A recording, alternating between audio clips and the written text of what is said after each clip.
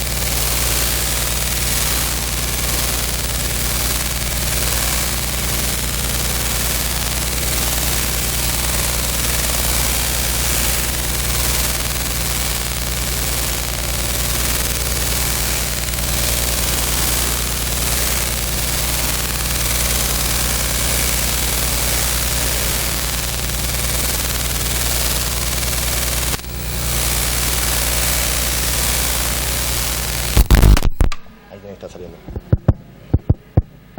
Ya está con aquel solo listo. No sé si el canal medio o algo. Y el audio de PC, el ruido es el audio de PC, boludo. No tocaron algo. Este es, mirá. ¿La ves?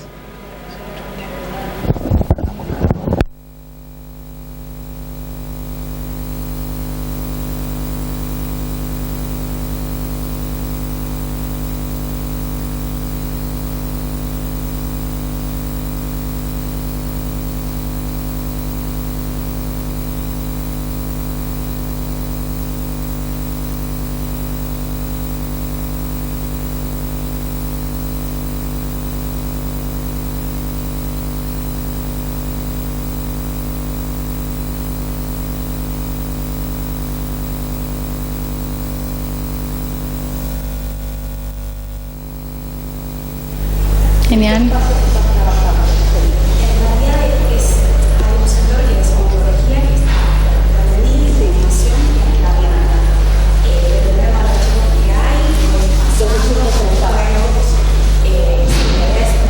Yo les dejo porque están muy apretaditas.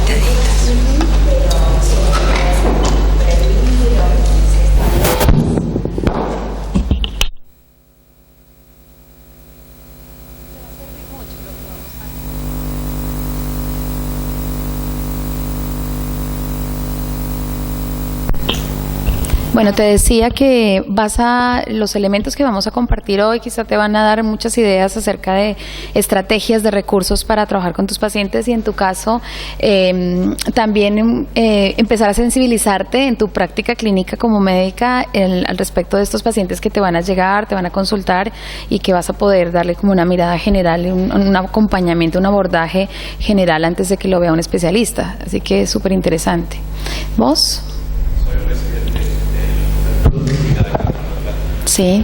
Y en el servicio hay una doctora, María Inés Echem, que se encarga de la parte de psico-oncología junto con la licenciada Glaser. Sí. Generalmente acuden a nosotros como interconsulta y la población que maneja el hospital es adulta o adultos mayores. Entonces me interesaba un poco ver más para el lado de la niñez y adolescencia. Bien, aunque vamos a hablar un poquitito de adolescente y algo de adulto, te va a servir mucho conocer el contexto de infancia. ¿Sí? ¿Y vos? Yo estoy en el área de psicología. me interesa mucho la psico-oncología. Estuve en una asociación en la parte de investigación que se dedicaba al cáncer de mama. Y bueno, me interesa mucho, tengo idea de hacer la carrera de psico-oncología. Y bueno, entonces quería ver la parte esta porque quizás mi experiencia más es en adultos. Bien. Y ver la parte de niños. Bueno, perfecto. Bueno, así que lo vamos a hacer más conversado. Si ustedes quieren preguntar algo en el intercambio, y vamos a comenzar con la primera parte que Lucía nos va a contar, nos va a explicar esa primera parte acerca del abordaje en infancia. ¿El micrófono? ¿Precisas? Sí.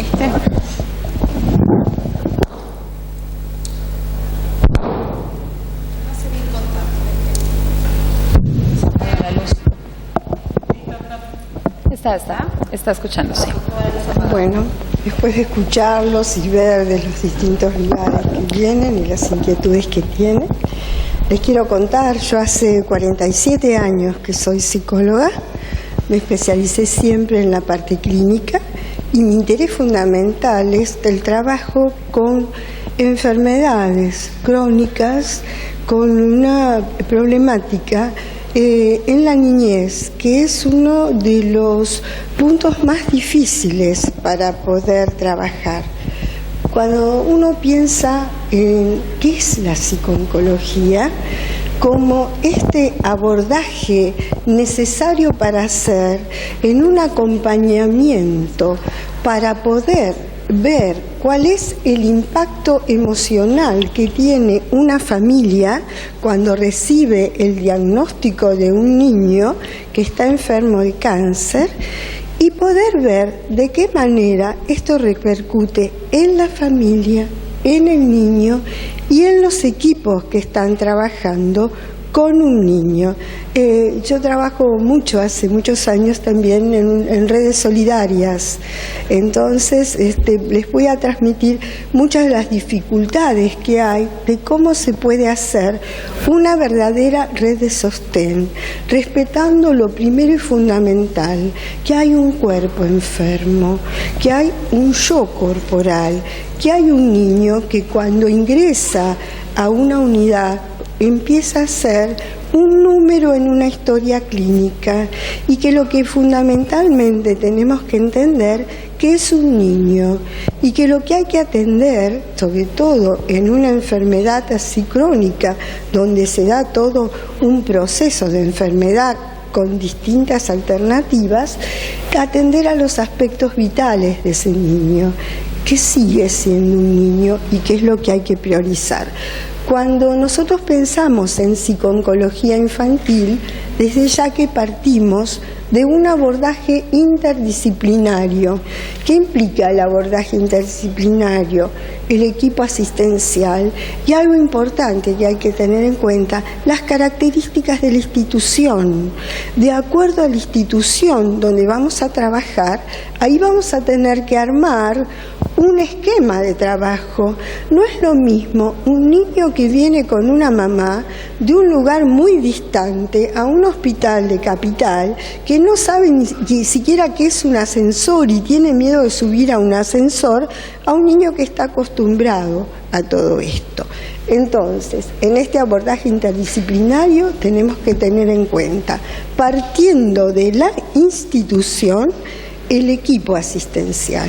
Y que para poder decir que estamos trabajando en psico-oncología, tenemos que entender que el niño es un sujeto de derecho, que tiene autonomía, que tiene derecho a tener un lugar confortable y sobre todo que en el borde de la cama tiene que decir su nombre para que cualquiera que va ingresando del equipo asistencial sepa que ahí está Javier, Andrés, Miguel, y no que entra y entonces el niño lo primero que siente es que el que está entrando no sabe quién es él. Es muy importante, que parece muy simple, pero el Juanito se va a sentir mucho mejor en esta situación tan difícil que debe atravesar. Tenemos que tener en cuenta algo fundamental, la utilización de la información. ¿Qué se informa? cómo se informa, cuándo se informa. Y ahí vamos a ver que vamos a pasar de un encuadre biomédico a un encuadre biopsico, sociocultural, espiritual.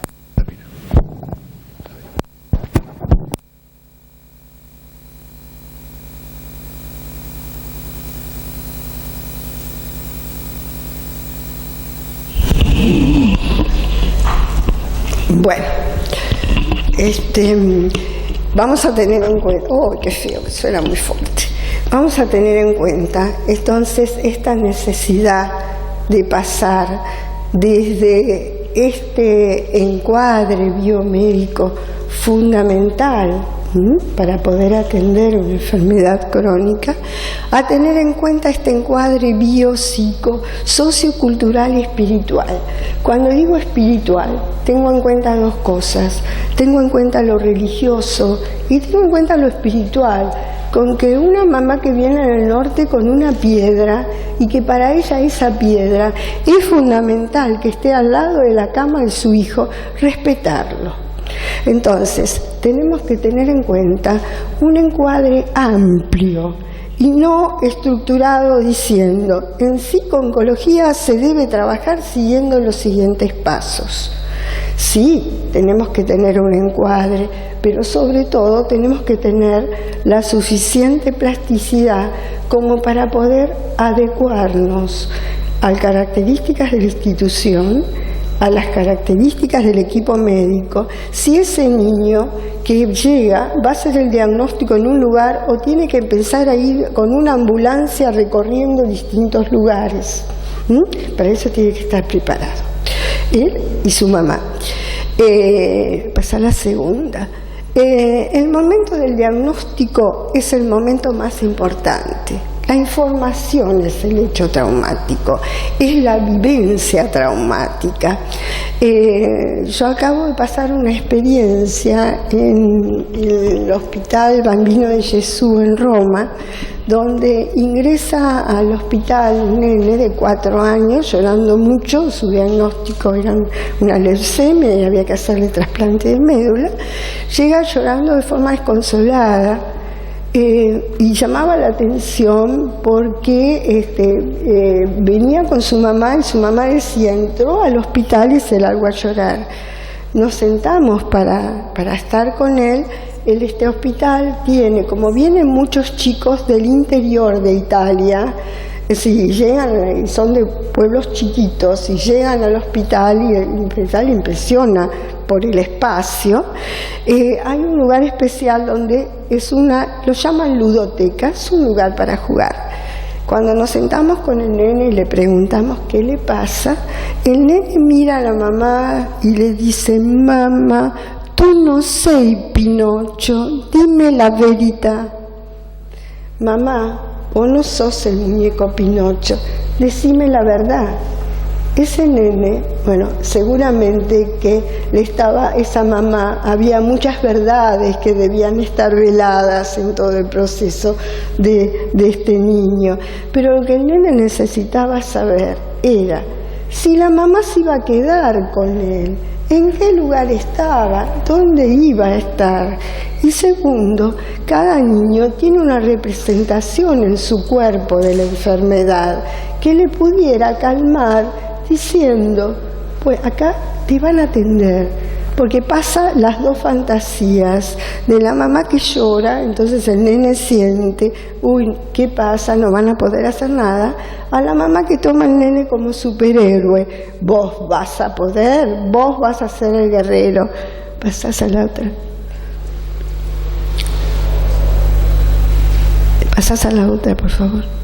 Bueno, el modo de abordaje que tenemos es a través de dibujos, que el niño exprese lo que le pasa, a través de cuentos. Pero yo uso mucho un material que es un cuento que está preparado para cada enfermedad, pero sobre todo me interesa mucho poder armar un cuento con el niño, con un personaje, y terminar de armar ese cuento con el contexto familiar. la mamá, los hermanitos, cada uno va tomando un personaje y es muy importante que el chico pueda sentir que en el cuento el protagonista es él y todos los demás lo van a ayudar a armar esta escena. El otro trabajo es modelado. Trabajamos mucho con arcilla, a veces es difícil por los problemas que tiene que ser un material estéril, ¿no? Y con títeres. A los títeres le damos una especial importancia por esto. El cuerpo del niño es el cuerpo que está siendo sometido permanentemente a intervenciones.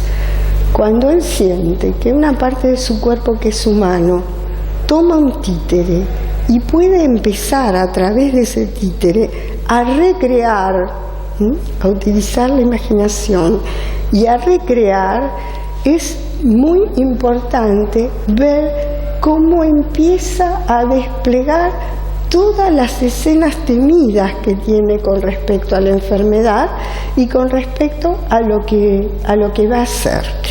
Yo suelo llevar una cajita con distintos animalitos y distintos Playmobil.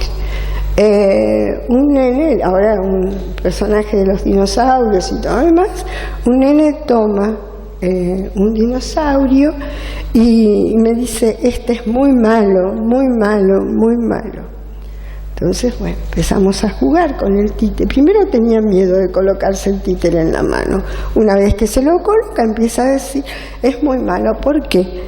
Porque mamá me dijo que yo tengo un dinosaurio adentro de mi cuerpito y que ese dinosaurio tiene que estar durmiendo, porque si se despierta me come las células. ¿Se imaginan? Aparte este nene, me olvidé de contar un dato importante, cuando llegué a la habitación me impresionó porque, primero de todo, entrevista con el médico y el equipo para que explique, antes de acercarme a un niño, qué tiene. Primero de todo es el cuerpo que está enfermo, y ahí hay que empezar a trabajar todas las representaciones. El nene estaba inmóvil. Entonces me acerco, lo toco, móvil en la cama sin moverse, lo toco y como que me asustó. Lo toqué y estaba muy frío. Y la mamá me dice, sí, no se mueve, no sé si va a ir con usted porque no quiere jugar.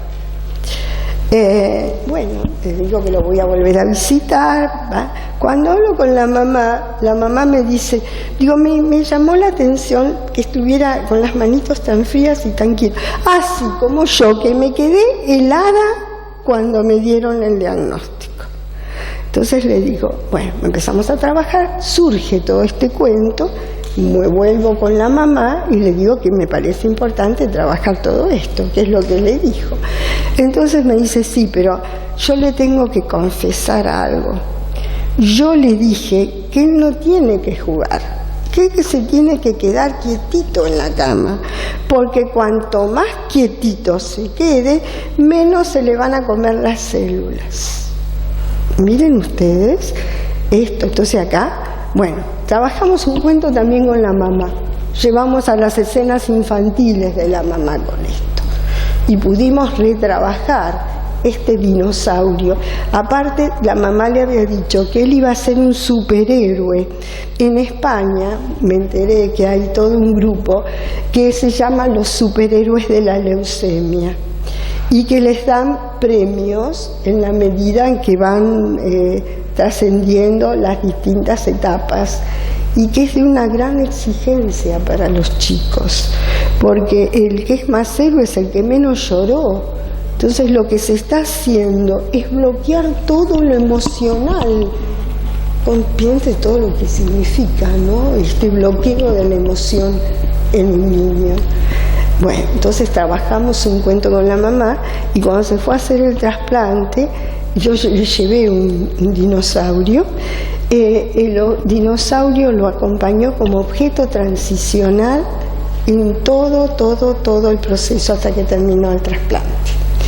Y trabajé en la otra cosa en relación con el jardín de infantes, porque este nene había venido de otro lugar y había dejado la escuela. Bueno, para la escuela la dejo a Jenny que hable, pero es importante que el niño sepa que está ahí, pero que todos sus aspectos vitales siguen, que él puede seguir haciendo cosas de la escuela que le van a mandar y haciendo, dibujando, en la medida que puede y sin exigencias, ¿no? Sin exigencia, porque si no le aumentamos la exigencia. Bueno, a ver. Bueno, ahora los voy a dejar a ustedes que miren ese dibujo y qué piensan. El niño es el que está allá, es el papá, que se va en un barco, la mamá y un hermanito. ¿Qué les parece ese dibujo? ¿Dónde está la mamá? Acá. Allá. Él es él. ¿El papá es marino? Tapándose. No. Se toma el buque. Literalmente. El nene se va a ir a internar. Esa fue la escena. ¿Había discusiones en la casa? Por supuesto, por eso no quiere escuchar más que el papá y la mamá peleen, que el papá no quería que el nene fuera internado. Entonces, por eso, miren ese dibujo más. ¿Los chicos lo que hacen? ¿Los chicos? No, más chiquito. Los chicos hacen activos lo que sufren los pasivos. Activizan esto, se muestran todo lo... Siempre es muy interesante el abordaje con niños, desde el ámbito en el que uno puede intervenir, hacer un análisis de la imagen que dibuja el niño, lo que representa, porque siempre hay elementos allí que pueden develar lo que es la dinámica familiar, el rol del niño, el sufrimiento interior, eso que con palabras el niño pequeño, el niño de 6-7 años por ahí todavía no te lo puede decir tan claramente. Ponerlos a dibujar es una estrategia muy interesante y también es una estrategia para trabajar determinados temas que se quieren desarrollar con él en la construcción de su subjetividad. Miren ustedes que todos los brazos de todos los personajes de la familia están así, no dan la mano, no circula la comunicación, el afecto.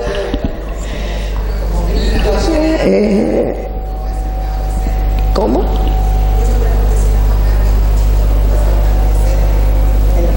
El hermanito, no. O si no, está mostrando, eso puede ser gritos de la madre. Puede ser gritos de la madre. Acá hay algo, ¿no? Uno cuando está abordando a un chico en un hospital también tiene que tener en cuenta, una institución, tener en cuenta el momento. O sea, la lectura de lo que hacemos es atendiendo al momento, en el aquí y ahora. Por supuesto que se puede, todo lo que me están diciendo, no se puede resignificar en este momento. Acá lo que sí yo hice es ¿te gustaría mostrarle este dibujo a mamá y a papá para que el papá viera esto, ¿no? Pero había otra cosa acá que a mí no solamente era que el papá se tomara el buque, que el papá se pudiera suicidar, se pudiera matar, porque él está en el borde y porque decía siempre, un día de esto yo me estrolo con la lancha.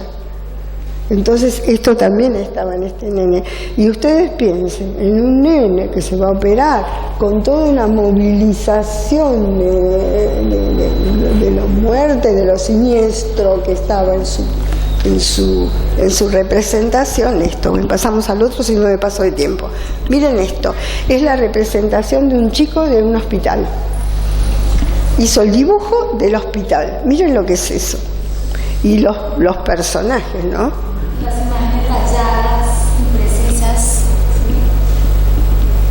las sí, sí. Y los personajes también, todos terroristas. Todos. Sí. Es lo que él lo asustaba mucho. Mira, interesante, Emma, lo que decís, porque él lo que lo asustaba era que decía, la gente no duerme nunca, va y viene por los pasillos. Esta es otra cosa importante. Ustedes piensen lo que es para un chico. Le quitan su lugar vital, su casa, le alteran todos los horarios, le alteran todas las rutinas. Entonces lo que implica para él, ¿no? Bueno, Hay que pasar de una casa a un lugar popular. Aparte había tenido malas experiencias en el sentido de que una vez lo habían internado y de la obra social no había llegado la autorización y lo tuvieron que volver otra vez a la casa, o sea que también había estado. No, esto es acá, no, salvo lo de cosas, esto es acá. Bueno. Y por último, miren ustedes.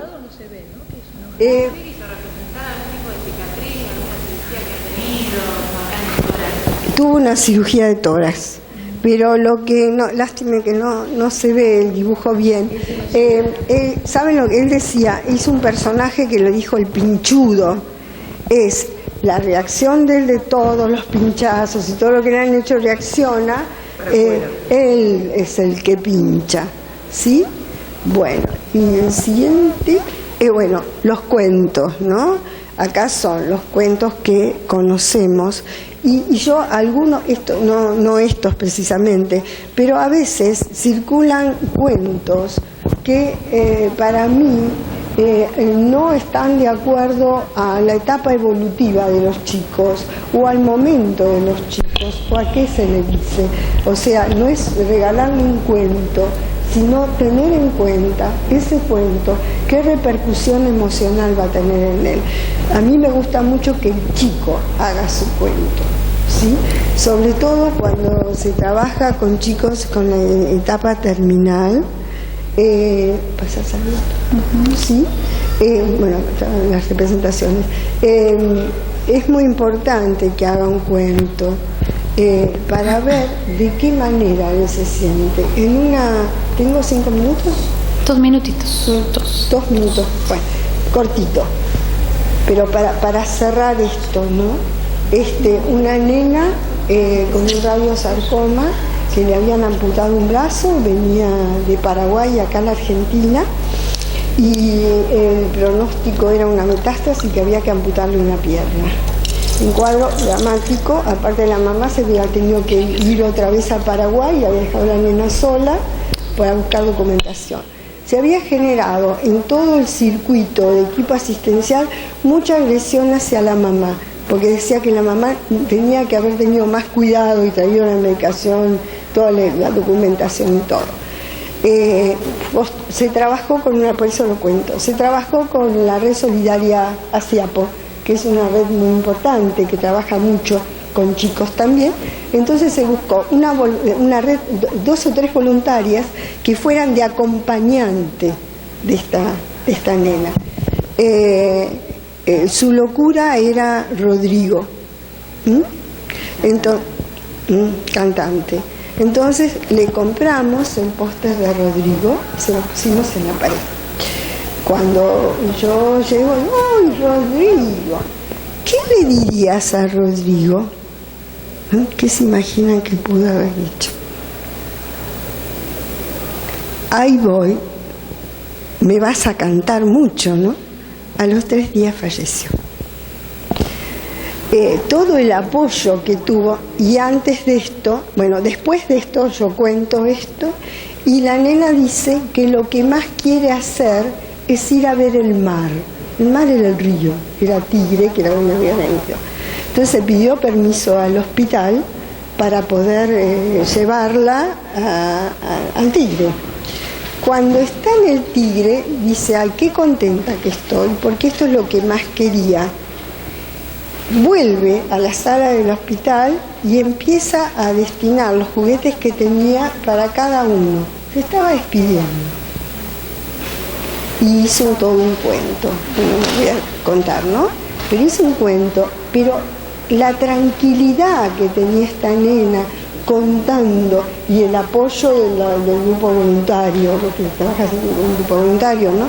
De poderla haber acompañado en este momento final. No, llegó, no sé, creo que 3 horas antes, una cosa así. Bueno, llegó. Claro, estas son las cosas. A mí me pasa mucho cuando uno trabaja con niños terminales y son situaciones muy complejas, hay como toda una cosa que tenemos de decir, ¿qué hace la familia? ¿Qué hace la mamá? ¿Qué hace el papá? ¿Quién raja más?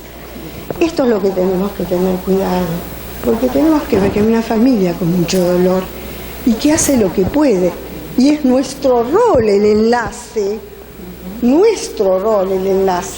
para ayudarlos a que puedan expresar emocionalmente lo que están sintiendo en ese momento y hacer el enlace con el equipo asistencial y todos juntos poder hacer un único discurso. ¿Qué es lo que ese niño necesita? Bueno, nada más, muchas gracias.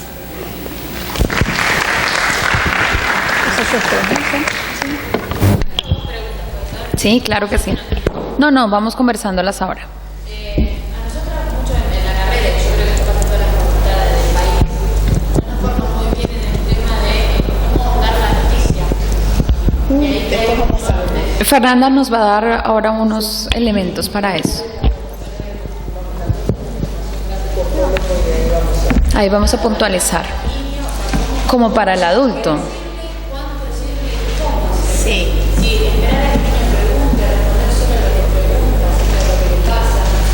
Yo después les voy a contar un poquito para darles algunas pautas muy precisas de cómo comunicar.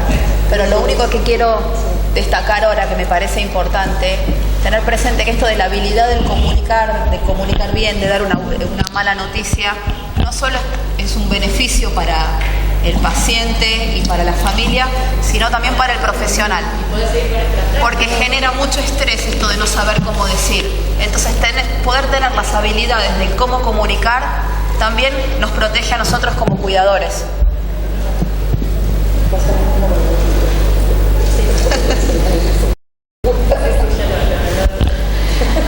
Bueno, siguiendo en el orden de lo que hablaba Lucy, un poco para enmarcar a quienes no conocen muy bien del tema, porque preguntábamos al comienzo para quienes llegaron ahora, desde qué disciplinas venían, ¿no? No todos están, digamos, en el ámbito de la atención del paciente concretamente.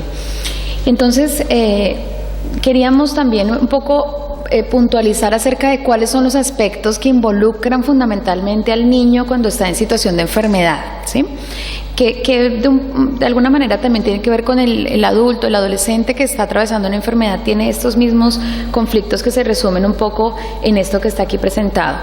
El estar hospitalizado es una situación de segregación, de aislamiento, de pérdida de la rutina, de lo cotidiano, de aislarse de aquello que para el niño es normal.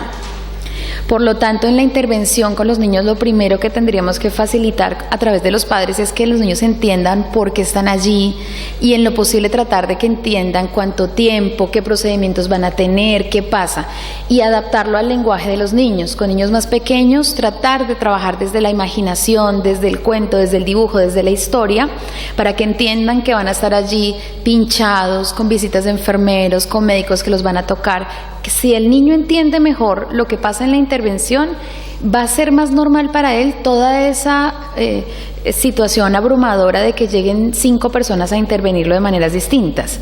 Si el niño es un poco más grande, entonces se lo puedo explicar de otra manera, si es un adolescente, de otra manera. Lo más importante es privilegiar la verdad y tratar de llevarlo a la comprensión del niño, con ejemplos de lo que puede ser para él, ayudarle con el horario del día. Por ejemplo, en la mañana va a pasar esto, vamos a bañarte, te vas a desayunar, va a venir un doctor que te va a revisar, porque va a mirar cómo está tu corazón, tu estómago, la parte que sea en relación a la enfermedad que cursa el niño. Al mediodía vamos a almorzar, vamos a tener un rato de juego, viene la señorita que te va a dar la clase acá en el hospital, a la tarde vamos a hacer otro juego, vamos a hacer una actividad. Si la mamá o la persona que interviene le explica al niño la rutina, eso le va a dar normalidad y lo va a ubicar, ¿sí? Independiente de la edad que tenga, digamos que se adapta el conocimiento. Y estos son los 3 aspectos sobre los que hay que trabajar. Eso que significa la privación de la salud, lo que significa cambiar el proyecto personal, porque aunque estemos hablando de infancia, el niño está metido en una familia en el que hay unas decisiones, unos proyectos, una vida cotidiana que se ve coartada. Muchas veces la enfermedad en la infancia surge de un momento para otro. El niño está hospitalizado, se golpeó un día la pierna y de repente tiene un diagnóstico de un cáncer de fémur que salió de la nada. Entonces es una noticia que es abrumadora, por lo tanto poderlo abordar desde allí, desde explicar y desde darle normalidad puede ser una alternativa. Y tercero, los aspectos psicológicos que más se afectan con el niño tienen que ver con lo que le pasa con su cuerpo, con comprender el dolor, ¿sí? Que el dolor, Fernanda lo va a hablar más adelante, no solamente tiene que ver con lo que le duele a la persona en el cuerpo, sino con aquello que siente y piensa al respecto del dolor, ¿sí? Si nosotros tenemos en claro esos puntos, va a ser mucho más fácil el abordaje. Y entender que para el niño es privacidad, es perder la privacidad, es dejar de estar con sus amigos, es dejar de comer lo que le gusta. Entonces, si nosotros le ayudamos a los padres para que faciliten ese diálogo, esa comunicación, va a ser mucho más fácil para el niño adaptarse y participar en las actividades que se desarrollan. Un elemento muy interesante de la intervención con los pacientes tiene que ver con lo educativo, y hay varios roles ahí. Algunas veces los psicopedagogos hacen roles de educación también, y otras veces son maestros hospitalarios los que desarrollan concretamente esa actividad. Así que independientemente de quién sea, sí, la actividad educativa tiene que tratar de enfocarse en varios aspectos. Por una parte, en lo posible tratar de promover los aprendizajes del niño, de continuar la trayectoria educativa, porque si los niños pueden ocupar su tiempo entre actividades educativas y juego, esparcimiento y recreación, por ahí va a ser más fácil llevar el día a día. Pensemos, para quienes no están tan metidos en el ámbito, que los niños que están hospitalizados por leucemias, por ejemplo, pasan mucho tiempo en la hospitalización, meses. Entonces hay que armar una rutina para que realmente el niño tenga otras actividades aparte de pensar en que está enfermo, ¿sí? En la legislación argentina, la educación hospitalaria y domiciliaria es una ley nacional. Es uno de los países de Latinoamérica que tiene esta posibilidad de que sea una modalidad aceptada por el Ministerio de Educación, con lo cual eso hace que haya una legislación detrás, que haya unos nombramientos, que haya unos roles concretos y que los maestros hospitalarios vayan al pie de cama y trabajen con los chicos. Pero muchas veces el psicooncólogo también está allí porque estamos hablando de escenarios que no son perfectos. Nuestros hospitales carecen de todo el personal. Es muy difícil encontrar un hospital donde tengamos personal completo. Entonces, en el ideal de los ámbitos hospitalarios tendremos un psicooncólogo y tendremos un pedagogo y tendremos además el equipo médico. Pero en la vida real viene el oncólogo y de casualidad hay un psicólogo, de casualidad, para atender todo un servicio. Entonces al psicólogo le toca jugar este rol de tratar de crear actividades para que el niño, además de que haga juego y que haga algunas interacciones, pueda desarrollar actividades educativas también. No es su rol, no es el rol propio del psicólogo, pero saber que el niño como mediador tiene el juego y tiene la educación puede ser una herramienta para trabajar. Y por supuesto, la educación y el juego son ámbitos inclusivos que hacen que el niño esté incorporado con otros compañeros trabajando y le permiten restaurar sus derechos. Cualquier actividad que se haga con los niños tiene que tratar en lo posible de tener estos elementos. Lo significativo de la actividad, si planteo un juego, si planteo un ejercicio con ellos, en lo posible ser significativo, contextualizado con su ámbito, con la edad, con sus preferencias, hablar un poco y conocer al niño para ver qué le gusta, cuál es su personaje favorito, quiénes son sus amigos, qué es aquello que le gusta más. Si por ahí al niño le gustan los robots, los dinosaurios, entonces mis actividades y mis juegos con él van a estar enfocados justamente en esos personajes. Tratar de desarrollar actividades interactivas. La tendencia en educación en salud en Latinoamérica y en Europa es el uso de las tecnologías. De a poco están entrando las tecnologías. Y lo que es verdad es que hay planes en Argentina y en Latinoamérica desarrollados para que haya computadores dentro del hospital. Y los niños tienen un portátil prestado, digamos, del servicio y pueden hacer ahí juegos. Hay que tener cuidado con ese tema del computador porque es muy potente en cuanto a lo que puedes hacer, pero también puede generar una dependencia de los chicos de querer solamente estar allí. Entonces, cualquier intervención, sea educativa, sea juego, sea uso de las tecnologías, debe estar muy a medida. A veces nosotros conversamos en el equipo que los psicólogos, los psiconcólogos somos artesanos, somos arquitectos de eso que pasa con el paciente. Nos toca armar, estructurar de acuerdo a ese paciente que tengo al frente, que a veces es un paciente que viene de Bolivia, de Paraguay, del Gran Buenos Aires, que viene de Córdoba, que viene de Salta, y están todos los chicos allí juntos, desarraigados, donde su cultura tiene una impronta muy importante en el niño, pero no se ve reflejada en la actividad diaria del hospital. Entonces por ahí el niño tiene unas costumbres familiares y ahí en el ámbito hospitalario esas costumbres se borran. Tener en cuenta esos contextos antes de hacer una intervención nos permite también entender lo que le pasa al paciente, ¿sí? Un ejercicio muy interesante para plantear actividades con los niños es conocer de dónde vienen y qué hacían cuando no estaban enfermos. Y entonces desde ahí hay un disparador de juegos, de actividades, de ejercicios que podemos plantear con ellos. Actividades significativas, actividades contextualizadas, interactivas. Se habla mucho del aprendizaje colaborativo o de la actividad colaborativa, que es el poner al niño en juego de roles, en juego con otros, no solo en el juego individual, sino en actividad con otros. Y siempre tratar de trabajar con actividades que le permitan a los niños alcanzar logros, porque el niño está hospitalizado, se le cortó la escuela, se le cortó lo que él hacía siempre. Si le ponemos una actividad en la que él logre algo, logró hacer un cartel, un dibujo, una actividad, entonces es como ese pequeño logro que tuvo en el día que se lo puede mostrar a sus familiares. Es muy importante el encuadre, el trabajo con el niño, con el paciente. Las imágenes que estamos usando en el día de hoy son imágenes de escuelas hospitalarias de toda Latinoamérica, de España y de Francia, que tienen uso libre para esta actividad, pero que protegemos la identidad de los niños. Y lo que queremos es que ustedes vean lo que es la escena del encuadre con el paciente, ¿sí? Educativa, psiconcológica, psicológica, desde los lugares que cada uno se ubique. ¿Cómo es importante en el encuadre la comunicación, la gestualidad? ¿Sí? Supongamos que estamos en la habitación y yo empiezo con mi cuadernito a llenar la historia clínica y no miro al niño. ¿Qué va a decir, qué va a sentir ese niño en relación a mi intervención? Y yo después le digo, a ver, haceme este jueguito. No lo miré, no lo toqué, no lo sentí y no me sintió el niño tampoco. Así que ese encuadre inicial, el gesto, la confianza, cómo te llamas, cuántos años tenés, qué te gusta comer, cuál es tu personaje favorito, ¿dormiste? ¿Te sentís bien? ¿Dónde te duele?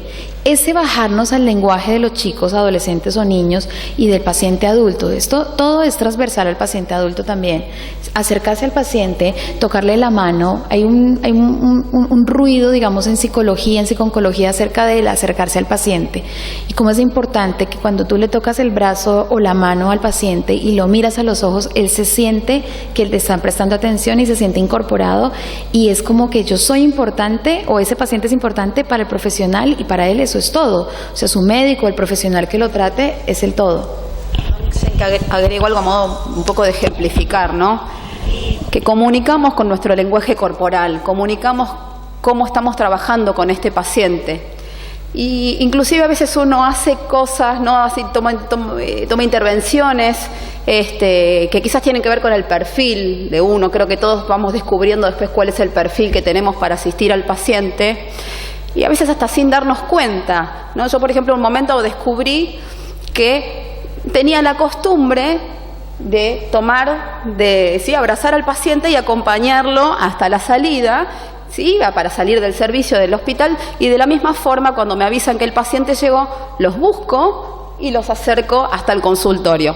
Era una costumbre mía, pero en algún momento me puse a analizar qué quería decir esto y dije, claro, yo los acompaño. Y seguramente si yo le digo al paciente, sepa que yo voy a estar acá para acompañarlo en el proceso, no va a ser tan efectivo como corporalmente mostrarle que lo estoy acompañando a la entrada de este proceso y a la salida. Ahí pude como de alguna manera teorizar esto que desde mi perfil o desde alguna intuición clínica uno va haciendo, ¿no? Pero esto como uno comunica con lo corporal también. Y lo importante que es para el paciente cómo le llega este mensaje cuando uno puede acercarse y puede registrar que detrás de este diagnóstico hay un sufrimiento, hay una humanidad, hay fantasías, hay una familia.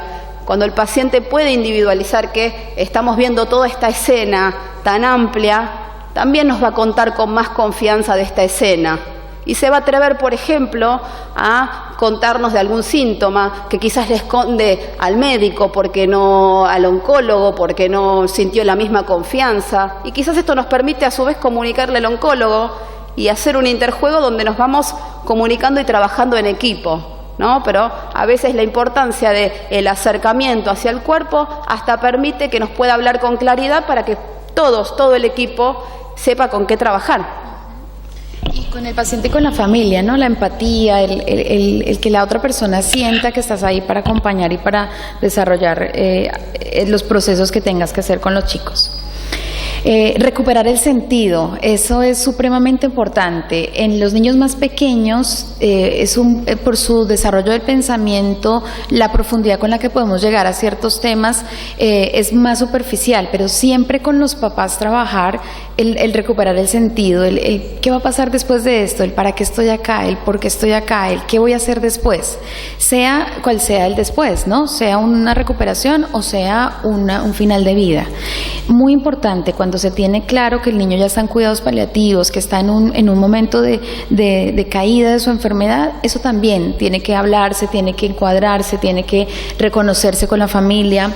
Volvemos al trabajo artesanal de entender esa familia cómo es y de qué manera voy a abordarla, porque tenemos familias que aceptan, otras que no, otras que la palabra muerte, dolor, no la aceptan, no la incorporan, no se puede ni tocar esa palabra, y es muy importante poner en palabras y que ellos se puedan manifestar y decir qué sienten, cómo entienden el tema, qué se va a decidir al respecto del tema. El temor frente a la muerte tiene el gran problema, y es que el tiempo pasa, el paciente fallece y no se cerró nada, no se construyó nada.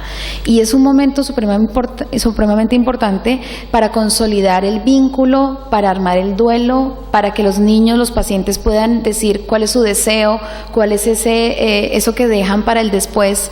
Y hay un trabajo muy interesante que se ha hecho con niños, con pacientes de España, al respecto de cuentos, poesía y obras de teatro y de arte, que son piezas que quedan como legado para el después.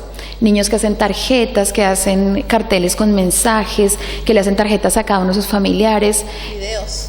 Que eso sí se hace concretamente, es un ejercicio hermoso para que el niño cierre, para que entienda lo que está pasando, pero también para que la familia cierre. Cuando el tema se niega de entrada, se perdió ese espacio, el paciente fallece y se quedó eso abierto, y para las madres es tan complejo manejar un duelo como ese cuando está abierto de esa forma.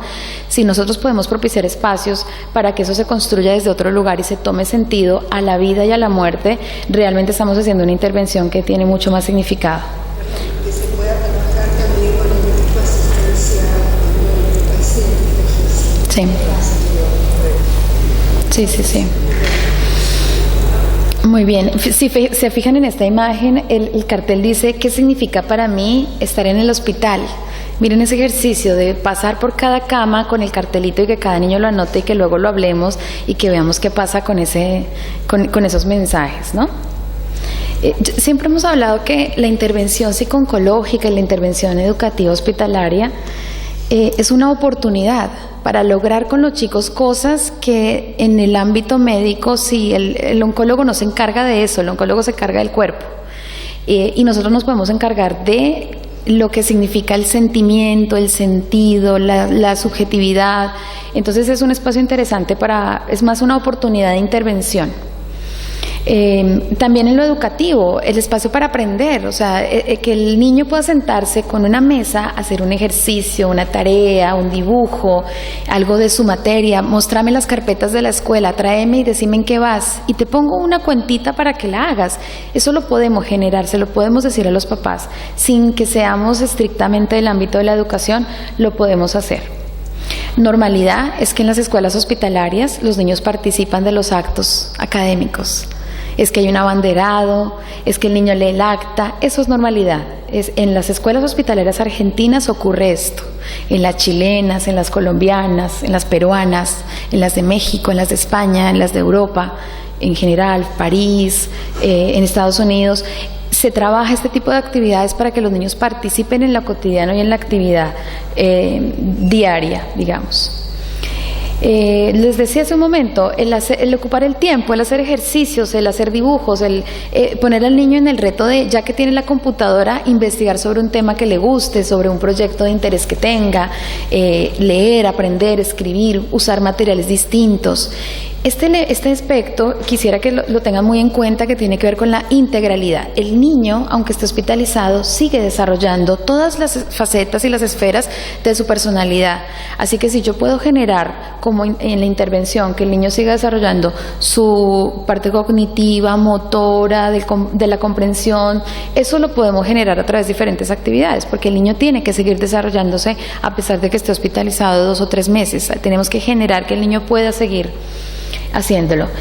Si se dan cuenta, son muchas tareas a la vez, pero queríamos hoy darles algunas puntas para que cada uno desde el lugar que tiene que intervenir piense, bueno, ¿cuál puede ser mi estrategia que me sirve para este niño? Quizás solo me sirve el juego, porque tengo poco espacio, pero pensar en que hay que tener en cuenta el contexto, el lenguaje, el gesto, la manera de comunicarse nos va a ayudar muchísimo.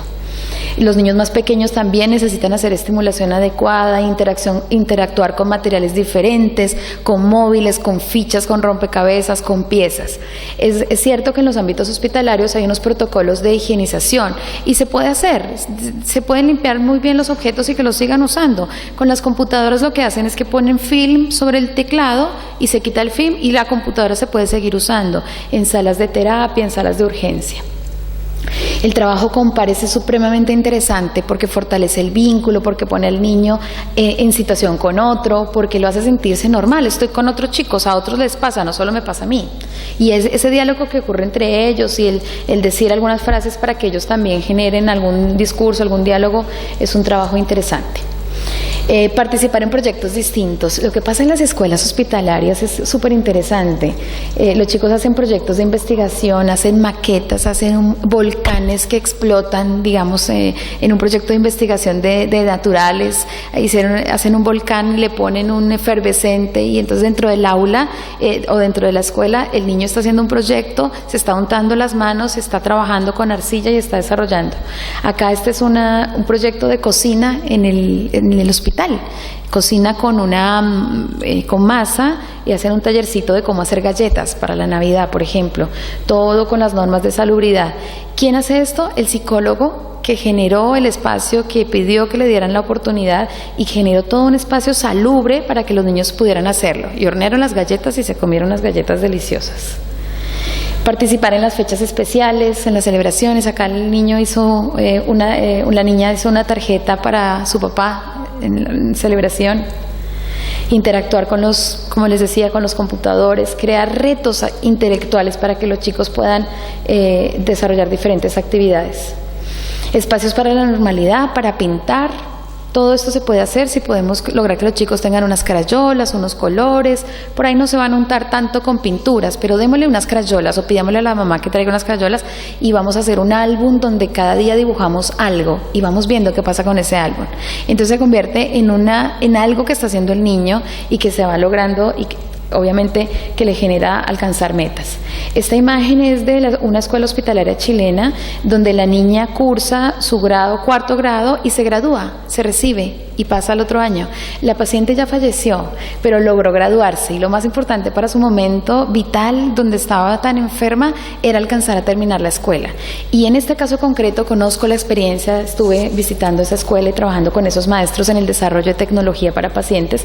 En el caso concreto de esta paciente, adelantaron 2 semanas la ceremonia de grado para que ella pudiera participar. Le adelantaron las evaluaciones, los ejercicios, ahí hay maestras hospitalarias que hacen la actividad, hicieron todo más acelerado y 2 semanas antes hicieron la graduación y la niña lo logró. Entonces esto es el paciente enfermo.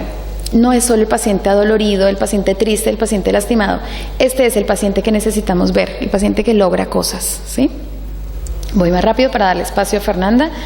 Leer cuentos, crear historias, imaginación. Miren, no se necesita ser un payaso. Se necesita tener mucha creatividad y conocer todos estos elementos para llegar a la intervención con el niño y decir, bueno, este niño, ¿qué puedo hacer con él? Puedo darle unas crayolas, puedo invitarlo a que leemos un cuento, puedo hablar con la familia, puedo ponerlo a dibujar, ¿sí? Desde el lugar que podamos. En otros ámbitos sí, el aprendizaje al respecto de temas concretos, el trabajo con materiales, con recursos, con los que sean posibles, con los que estén disponibles, el uso de tecnologías. Yo soy abanderada de las tecnologías por mi formación y por mis tareas laborales, pero realmente son muy potentes, solo que hay que usarlas con cuidado.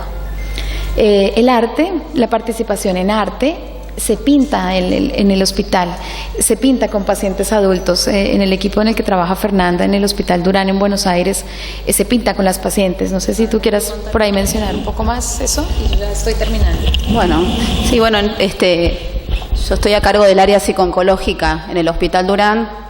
Bueno, les cuento un poquito, ya que estamos, un poco cuáles son mis ámbitos de trabajo ahí adentro, para que entiendan cómo de mi abordaje, ¿sí? Bueno, trabajamos ahí con consultorios externos, con sala, con hospital de día, y tenemos esto que mencionaba Jenny también hace un par de años, hace unos 4 años aproximadamente, los que se llaman los talleres de abordaje psicosocial, que en principio se hicieron solo en arte, y ahora estamos trabajando también en otras áreas, como por ejemplo el área de la oncoimagen, ¿sí? Que vienen desde algunos laboratorios y traen maquillaje y vienen con los bancos de pelucas, ¿sí? Para trabajar sobre la estética, pero más bien diría trabajar sobre esa imagen corporal. Me parece que esto es lo interesante también. Y trabajamos en los talleres de arte, que lo que estamos haciendo es dividirlo por localizaciones, ¿sí? Por ejemplo, hacemos una jornada de taller de arte en pacientes con cáncer de mama. Otro día hemos trabajado con pacientes con cáncer gástrico. La verdad que en un inicio esto de las localizaciones ha tenido que ver también con los fines de la investigación, ¿sí? Poder de alguna manera testear qué efectividad tiene en una localización o en otra. Empezamos a tomar testes de calidad de vida para ver qué pasaba con la calidad de vida en números, ¿sí? Poder mensurar nuestras intervenciones. Por ese motivo es que en algún momento decidimos dividirlo en localizaciones. La verdad es que quienes mejor trabajan, o quienes no sé si mejor trabajan, quienes hemos notado que es más eficaz la intervención del arte es en las mujeres con cáncer de mama, quizás porque hay una afectación de la imagen corporal o porque les resuena mucho más esto de los cambios en la imagen corporal, porque se toca algo de lo femenino, no solo en la mama, sino en la caída del cabello, se toca algo de lo femenino, con lo cual creo que como se toca algo de la imagen, debe ser por esto que al trabajar sobre la imagen, en la pintura, en el arte, en la expresión, es que es tan efectivo. Y bueno, también son espacios de comunicación, porque la intervención en lo grupal también es un espacio interesante. Las mujeres que se reúnen a pintar, después a veces quedan en contacto, o se encuentran en el hospital de día y conversan, porque se acuerdan que se encontraron aquel día en la jornada de arte. Últimamente estamos recibiendo también algunos invitados famosos, que esto le dio como un matiz distinto, porque se genera una cosa de la celebración. Por ejemplo, en la sala, que es la sala donde estamos haciendo los talleres de arte, que a su vez es la sala de reuniones y de ateneos también, vino el año pasado Milo Loquet y nos pintó un mural precioso con las pacientes. Y bueno, de alguna manera... Sí, la verdad es que sí, porque de alguna manera es poder, en el contexto de la enfermedad, no solo la cuestión de lo lúdico, el divertirse y el reírse un rato, que también me parece que fue interesante, creo que es esto del producir. Yo notaba esto, digo, ¿cómo se puede producir esto de ponerse a hacer? Inclusive me acuerdo que en la presentación, en la previa a comenzar a pintar, nos pusimos a pensar, bueno, ¿qué consigna les podíamos dar a las pacientes, no? Y la consigna fue que se presenten y que cuenten en qué momento de su proceso habían puesto manos a la obra, como para de alguna manera empezar a enlazar, ¿no?, esta metáfora del producir y hacer arte con este momento en particular, ¿no? Esta posición más activa dentro de la escena del cáncer. Me parece que de alguna manera las intervenciones en psico-oncología tienen que ver un poco con esto. Como decía Jenny, somos artesanos en el sentido de que tenemos que tener una clínica muy precisa, escuchar, observar a ese paciente, identificar quién está ahí por detrás de ese diagnóstico. Quién es, más allá de que las distintas mujeres tienen todas la carpetita rosa porque pertenecen a la misma localización de cáncer o pertenecen todas al mismo oncólogo y tienen la misma carpetita, saber que ahí adentro hay una historia. Porque con esto trabajamos no solo para poder trabajar en lo integral del paciente, no trabajar solo con el cuerpo, sino con aquella repercusión en lo psíquico del que el paciente nos trae con respecto al diagnóstico, sino también, como les decía, para poder trabajar cuestiones del cuerpo, porque no es nada extraño que nos encontremos con que el paciente viene con alguna dolencia o algún síntoma, algún malestar del cuerpo, que no se puede resolver vía medicación o vía intervención médica y que nos encontramos en la intervención psi como algo de esto del cuerpo cambia, ¿no? Yo tuve una situación la semana pasada que aparte fue muy fuerte por la escena en sí. Era una paciente en final de vida, último día de vida, es más. Yo a esta paciente no la conocía. Y la oncóloga me dice si puedo ir a ver a esta paciente, que la vaya a ver pronto a la sala. Me dijo, anda pronto, eran como las 9, porque a las 11 la viene a buscar el avión sanitario. Me cuenta un poquito de qué se trata. Me voy a ir un poquito del tema niños, pero para dar un poquito la experiencia de cómo se trabaja en psico-oncología. Me dice, tenés que ir antes de las 11 porque la viene a buscar el avión sanitario. Y ahí me cuenta un poquito de la historia de la paciente para saber con quién me iba a encontrar y cómo iba a trabajar con esta señora. Bueno, brevemente me cuenta que esta señora es de Bahía Blanca. Esta señora había hecho una obstrucción intestinal, con lo cual ya estaba toda infectada y le quedaba pocas horas de vida. La paciente decidió que no quería ir a una cirugía y que quería regresar a Bahía Blanca para despedirse de sus 2 hijos, de 5 y de 9 años. Por eso venía a buscarle el avión sanitario y la llevaba a Bahía Blanca para despedirse. Bueno, la intervención fue que como no se sabía si la señora llegaba viva a Bahía Blanca, hicimos un video donde la señora se despide de sus hijos, que lo tengo guardado yo para contactarme en estos días con la familia y para ir trabajando qué se hace con eso, porque uno no es que les entrega el video y diga, bueno, esto te dejó, si tu esposa o tu mamá, uno trabaja con eso, es toda una previa después que va a haber que contactar profesionales de Bahía Blanca, bueno, va a ser armar toda esta estrategia. Pero esta iba con esto de los síntomas del cuerpo. Cuando llego, la noto que se está acariciando, ¿sí?, esta zona. Y le pregunto, ¿qué pasa? Me duele, me molesta. Claro, estaba con una sonda nasogástrica, con lo cual justificaba que tenga esta molestia en el cuerpo. A pesar de esto, entre la charla le pregunto, ¿y cuánto te duele? ¿No? Tomo la escala verbal para saber, bueno, para testear un poquito de qué se trataba este dolor. Y me dice, me duele más o menos un 8. Cuando me estoy por ir, cuando la saludo y nos despedimos y trabajé con la familia, y sería muy largo de contarles cómo se trabajó con esta paciente esta mañana, le pregunté, ¿y cómo estás ahora? Estoy casi llegando a 0. Al rato, por supuesto, que le empezó a doler nuevamente, porque era una situación de final de vida, estaba la sonda nasogástrica, había algo real en el cuerpo, pero parece que algo se alivia en la medida en que uno puede indagar qué hay detrás de ese dolor. Por eso digo, lo importante de la intervención psi no es solo, yo siempre aclaro, digo, no es que el psico-oncólogo solamente se encarga de ir a consolar al paciente que está triste. Las intervenciones son varias y es importante detectar que en aquello que a veces el paciente siente que es para comunicarle al médico, bueno, es para comunicarlo al equipo, porque todos vamos a trabajar ahí. Y no es nada extraño, así como en esta paciente me encontré con esta escena, que detectemos detrás del dolor del paciente oncológico algo de lo que llamamos el dolor total, ¿sí? Que yo digo, ¿qué es eso que le duele en ese dolor? ¿Qué le duele cuando le duele? Poder trabajar con esto moviliza algo del cuerpo. Es común que a veces las pacientes dicen, no me duele la cicatriz, no me duele la teta que me sacaron, me duele el alma. Yo creo que lo importante de la función nuestra como psicooncólogo es poder habilitar la palabra para que pueda expresar qué le está pasando en ese momento. Bueno, cierro con un par de ideas más para que se lleven estrategias.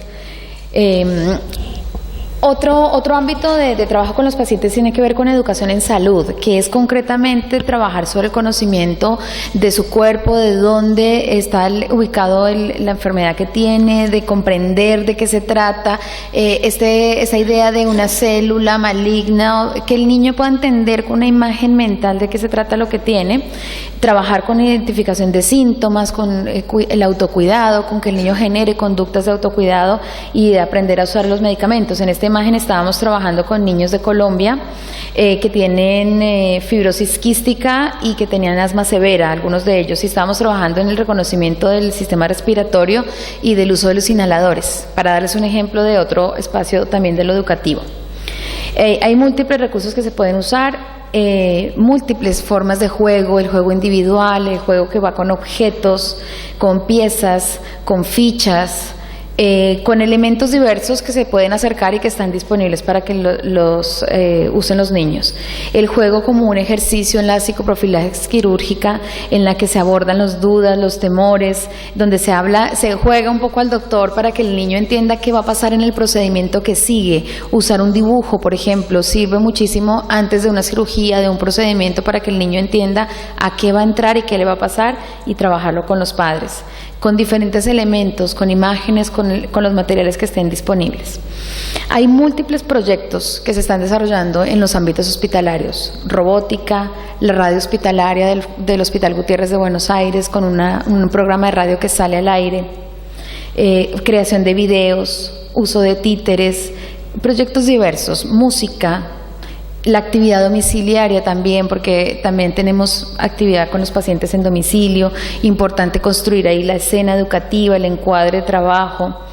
Un tema muy importante que también se suma ahí son los niños con discapacidad que están enfermos. También mucha atención y mucho cuidado con ellos, porque también necesitan además una adaptación adicional para que entiendan lo que está pasando, porque si tienen una discapacidad previa, esa es una dificultad que se puede presentar. Siempre el trabajo con padres, de involucrarlos, de que participen, de favorecer el diálogo, el vínculo, la expresión de sentimientos, el rearmado del proyecto de vida familiar y personal, porque el niño está enfermo y mientras tanto la mamá abandonó al resto de la familia, el papá está trabajando, los niños los ve el abuelo, el hermano, el primo, todo lo que pasa alrededor de la familia del niño que está enfermo. Les dejo para que ya podamos terminar, les dejo este libro para que lo puedan ver en internet. Se llama La vivencia de los niños hospitalizados, una investigación, un corte transversal de 2.500 niños de Latinoamérica, de los cuales se hizo un análisis de sus dibujos con el paso del tiempo en diferentes intervenciones. Está en PDF con ese título, Vivencias de los niños hospitalizados, lo encuentran, y van a ver allí una riqueza de análisis y de tips y de estrategias que pueden usar. Esto se los dije ya, y vamos a tomarnos unos minutitos, como la siguiente mesa también es nuestra, nos vamos a tomar unos minutos para que Fernanda pueda terminar de hablar de su tema de adolescentes.